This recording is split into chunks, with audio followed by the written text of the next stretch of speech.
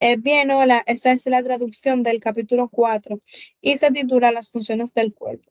El inciso A dice eating o eating, que significa comer, y tiene unos pequeños cuadros. Por ejemplo, dice, el primero, tienes hambre, estás en un restaurante y el camarero trae tu comida. Lo hueles, esto estimula tu apetito. ¿Quieres comer o se te hace la boca, o sea, llena de saliva? Este dice, tomas un bocado de la comida y sabe bien y te lo masticas y lo tragas. Comes más, pero este dice como que comes más, pero de repente saboreas algo desagradable y tienes náuseas. Te apresuras al baño y llegas justo a tiempo antes de vomitar toda la comida que te has comido. Algo no está de acuerdo, o sea, algo no está bien contigo.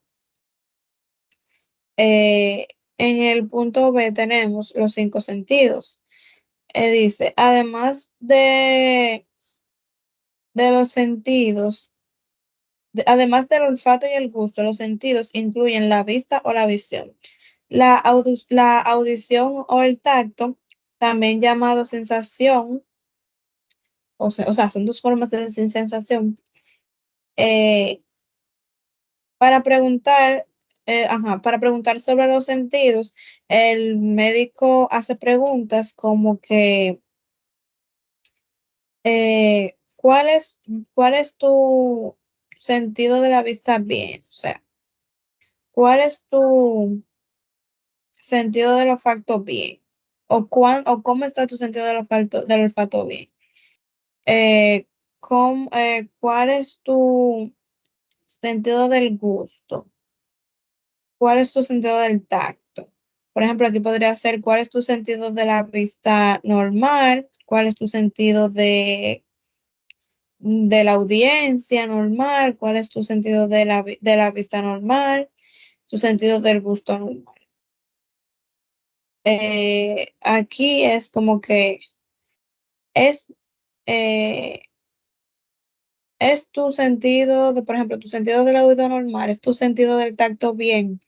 Eso significa esa parte ahí. Para preguntar sobre el sentido del tacto, los médicos hablan de entumecimiento o pérdida de la sensación. Aquí hay un pequeño recuadro que dice, ¿has notado algún entumecimiento en en los dedos de los pies? Esas son como que esa es la pregunta que hace referencia a lo que los doctores preguntan para el sentido del tacto. Bien, aquí tenemos otras funciones que, por ejemplo, la función es hablar, el verbo, no, perdón, la función es habla, el verbo hablar y el sustantivo speech, o por ejemplo, marcha del habla. Walking sería la función, el verbo walking sería a pie, el verbo sería caminar o andar y es. La respiración sería, esto sería la función, eso sería respiración o función respiratoria. El verbo sería inhalar, o sea, hay diferentes formas de decir inhalar, respirar o exhalar. Y el sustantivo sería respiración. La, la micción sería la función. El verbo sería orinar, pasar a orinar o pasar agua. Y el sustantivo sería orina. La defecación, el verbo sería defecar, pasar o pasar heces. O sea, esto significa lo mismo. Y el sustantivo, periodo de heces. No, perdón. El sustantivo sería heces. Entonces, aquí en la menstruación, la menstruación sería la función.